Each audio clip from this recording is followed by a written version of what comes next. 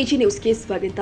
ದಾಂಡೇಲಿ ನಗರದಲ್ಲಿ ನಿಷೇಧಿತ ಪ್ಲಾಸ್ಟಿಕ್ ಬಳಕೆ ಹಾಗೂ ಮಾರಾಟ ಮಾಡ್ತಾ ಇದ್ದ ವಿವಿಧ ಅಂಗಡಿಗಳ ಮೇಲೆ ನಗರಸಭೆಯ ಪೌರಾಯುಕ್ತ ವಿವೇಕ ಬನ್ನೆ ಅವರ ಮಾರ್ಗದರ್ಶನದಲ್ಲಿ ಮಂಗಳವಾರ ದಾಳಿ ನಡೆಸಲಾಗಿದೆ. ನಗರದಲ್ಲಿ ವಿವಿಧ ಅಂಗಡಿಗಳು ಹಾಗೂ ಬೀದಿ ಬದಿ ಅಂಗಡಿಗಳ ಮೇಲೆ ನಗರಸಭೆ ಆರೋಗ್ಯ ನಿರೀಕ್ಷಕ ವಿಲಾಸ್ ಮತ್ತು ಪರಿಸರ ಸಲಹೆಗಾರ ಶುಭಂ ರಾಯ್ಕರ್ ನೇತೃತ್ವದಲ್ಲಿ ನಗರಸಭೆಯ ಅಧಿಕಾರಿಗಳು ಹಾಗೂ ಸಿಬ್ಬಂದಿಗಳು ದಾಳಿ ಮಾಡಿ ಬಳಕೆಗೆ ಹಾಗೂ ಮಾರಾಟಕ್ಕೆ ಇಟ್ಟಿದ್ದ ನಿಷೇಧಿತ ಪ್ಲಾಸ್ಟಿಕ್ ಚೀಲಗಳನ್ನು ವಶಪಡಿಸಿಕೊಂಡಿದ್ದಾರೆ. ನಗರದ ಸುಮಾರು 60ಕ್ಕೂ ಅಧಿಕ ಅಂಗಡಿಗಳ ಮೇಲೆ ದಾಳಿ ಮಾಡಿ ನಿಷೇಧಿತ ಪ್ಲಾಸ್ಟಿಕ್ ಚೀಲಗಳನ್ನು ವಶಪಡಿಸಿಕೊಂಡು ದಂಡ ಆಕರಣೆ ಮಾಡಲಾಗಿದೆ. ಇನ್ನು ಮಂಗಳವಾರ ಒಟ್ಟು 75 ಕಿಲೋಮೀಟರ್ ಪ್ಲಾಸ್ಟಿಕ್ ವಶಪಡಿಸಿಕೊಂಡು ಒಟ್ಟು 3,000 ದಂಡ ಹಾಕಲಾಗಿದೆ. ಕಡಿಮೆ ಉಪಯುಕ್ತತೆ ಮತ್ತು ಪರಿಸರದ ಮೇಲೆ ಹೆಚ್ಚಿನ ಪ್ರತಿಕೂಲ ಪರಿಣಾಮ ಬೀರುವ ಗುರುತಿಸಲಾದ ಕೆಲವೊಂದು ಏಕ ಬಳಕೆಯ ಪ್ಲಾಸ್ಟಿಕ್ ವಸ್ತುಗಳ ತಯಾರಿಕೆ, ವಿತರಣೆ, ದಾಸ್ತಾನು ಮತ್ತು ಮಾರಾಟ ಹಾಗೂ ಬಳಕೆಗೆ ನಿಷೇಧವನ್ನ ಹೇರಲಾಗಿತ್ತು. ಈ ನಿಟ್ಟಿನಲ್ಲಿ ಏಕ ಬಳಕೆ ಪ್ಲಾಸ್ಟಿಕ್ ನಿರ್ಮೂಲನೆಗಾಗಿ ವ್ಯಾಪಾರಸ್ಥರು, ಉದ್ದಿಮೆದಾರರು ಮತ್ತು ಬಳಕೆದಾರರು ನಗರಸಭೆಯ ಜೊತೆ ಕೈಜೋಡಿಸಬೇಕು ಎಂದು ದಾಂಡೇಲಿ ನಗರಸಭೆ ಪೌರಾಯುಕ್ತ ವಿವೇಕ ಬನ್ನೆ ಅವರು ಕರೆ ಕೊಟ್ಟಿದ್ದಾರೆ. ಕಳೆದ 1.5 ತಿಂಗಳಿನಿಂದ ಒಟ್ಟು 195 ಕೆಜಿ ಪ್ಲಾಸ್ಟಿಕ್ ವಶಪಡಿಸಿಕೊಳ್ಳಲಾಗಿದ್ದು 9,100 ರೂಪಾಯಿ ದಂಡವನ್ನು ಹಾಕಲಾಗಿದೆ ಅಂತ ನಿಷೇಧಿತ ಪ್ಲಾಸ್ಟಿಕ್ ಬಳಕೆ ಮತ್ತು ಮಾರಾಟದ ಕುರಿತಂತೆ ಇನ್ನೂ ಕೆಲ ದಿನಗಳ ತನಕ ದಾಳಿ ನಡೆಯುತ್ತೆ ಎಂದಿದ್ದಾರೆ. ಎಲ್ಲರಿಗೂ ನಮಸ್ಕಾರ.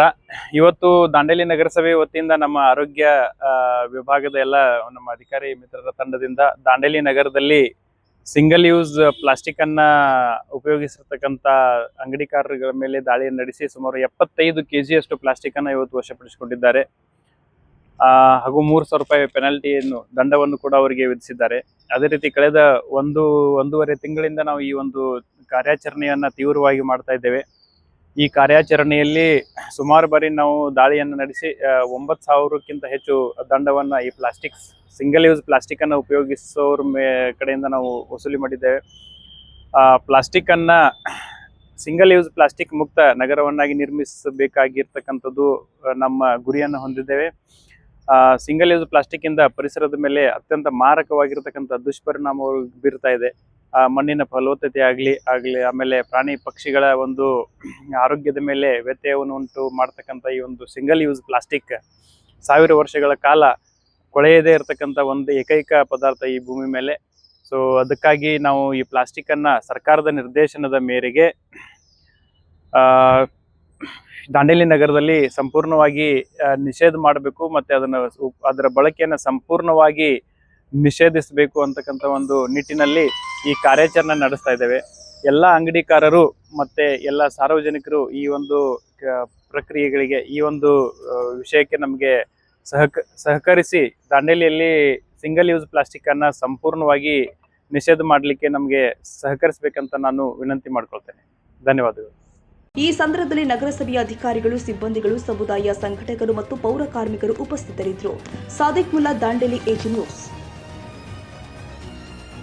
ಕನ್ನಡಿಗರ ಮೆಚ್ಚಿನ ನಿಮ್ಮ ಎಜೆ 24/7 ನ್ಯೂಸ್ ಕನ್ನಡ ವಾಹಿನಿ ಇದೀಗ ಟಿವಿಯಲ್ಲಿ ಲಭ್ಯ. ವೇಳೆ ನೋಟಿಸ್ ಕೊಟ್ಟಿದ್ರೆ ವಾಪಸ್ ತಗೋತೀವಿ. ಇವತ್ತು ವಕ್ಫ್ ಪ್ರಾಪರ್ಟಿ ಅಂತೇಳಿ ಬರ್ತದೆ ಅಂತ ಹೇಳಿದ್ರೆ ರೈತರು ಬೀದಿಗೆ ಬಂದ್ರೆ ಏನ್ ಮಾಡ್ಬೇಕಾಗತ್ತೆ? ಯಾರು ವೋಟ್ ಹಾಕಿಲ್ಲ ಅಂದ್ರೆ ಗ್ಯಾರಂಟಿನೆಲ್ಲ ಸ್ಟಾಪ್ ಮಾಡ್ಬಿಡ್ತೀವಿ.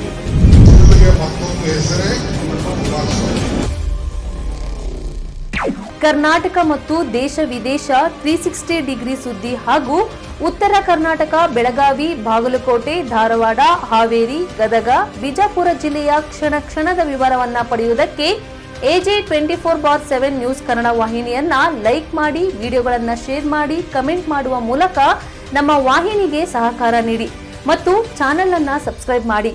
ಧನ್ಯವಾದಗಳು.